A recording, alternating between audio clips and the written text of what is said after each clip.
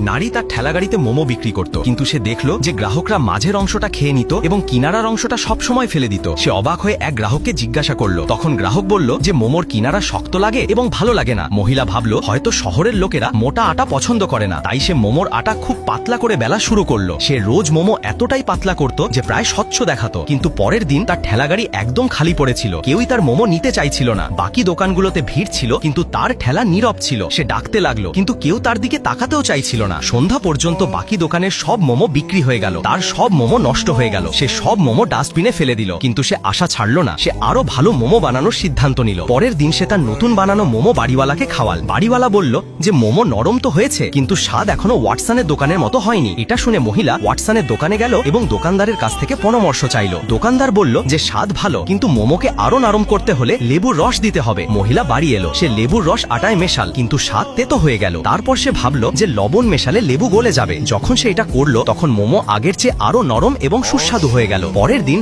সে এই মোমোই বিক্রি করা শুরু করলো। গ্রাহকরা সঙ্গে সঙ্গে তার ঠেলার দিকে আসতে লাগলো। সব মোমো বিক্রি হয়ে গেল এবং সবাই প্রশংসা করলো। ধীরে ধীরে তার গ্রাহক বাড়তে লাগলো। কাজ এতটাই বাড়লো যে তার মেয়েও ঠেলা গাড়িতে সাহায্য করতে লাগলো। একদিন হঠাৎ স্থানীয় একটি গ্যাং তার ঠেলার কাছে এলো। তাদের আচরণ দেখেই পরিবেশটা ভীতিকর হয়ে উঠল। তারা টাকা চাইলো এবং হুমকি দিল যে ঠেলা ভেঙে দেবে। মহিলা না করতেই দুই গুন্ডা তার মেয়ের দিকে এগিয়ে গেল। তারা তাকে ধরতে চাচ্ছিল। ভিড় সব দেখছিল, কিন্তু কেউ এগিয়ে আসছিল না। ঠিক সেই সময় মহিলার ভেতর এক অদ্ভুত সাহস জেগে উঠল। সে ছুরি তুলে নিল এবং বিন্দু মাত্র না ভয় পেয়ে তাদের সামনে দাঁড়িয়ে গেল। তার চোখে ভয় ছিল না, শুধু তার মেয়েকে রক্ষা করার আগুন ছিল। গুন্ডারা থমকে গেল। কয়েক মুহূর্তের জন্য পরিবেশ একদম চুপ হয়ে গেল। গ্যাং লিডার তার চোখের দিকে তাকিয়ে রইল। তার সাহস দেখে সেও অবাক হয়ে গেল। লিডার তার লোকেদের পিছিয়ে আসতে ইশারা করলো। সে বলল যে এমন মহিলা রোজ দেখা যায় না। সে ক্ষমা চাইলো এবং মোমোর বড় অর্ডার দিয়ে দিল। মহিলা একটু দ্বিধা করে মোমো পরিবেশন করলো। লিডার খুশি হলো এবং বলল যে আজ থেকে কেউ তাকে বিরক্ত করবে না। সে 700 প্লেটের অর্ডার দিল, যাতে তার অবস্থাও আরো ভালো হয়ে গেল।